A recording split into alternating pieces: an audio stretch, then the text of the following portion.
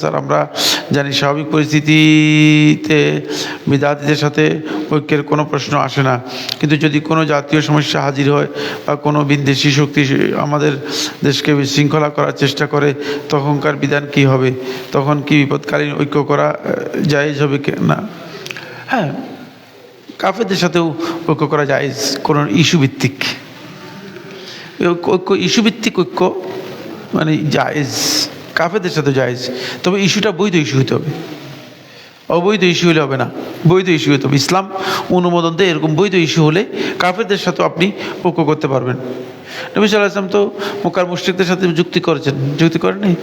তারপর নবী সাল্লাল্লাহু আলাইহি ওয়াসাল্লাম যখন মদিনায় আসলেন, তখন নবী সাল্লাম ইহুদি, খ্রিস্টান, তারপরে কাফের সবাইকে মিলে কী করেছেন? একটা সমঝোতা করেছেন। সুতরাং এটা বৈধ, কিন্তু সেটা ইস্যু ভিত্তিক হবে। এই ঐক্যের মানদণ্ড আদর্শ বা নীতিনৈতিকতা নয়। আদর্শের মানদণ্ড হলে তাহলে অবশ্যই আকীদার ভিত্তিতে ঐক্য হবে, অন্য কোনো ভিত্তিতে ঐক্য হবে না।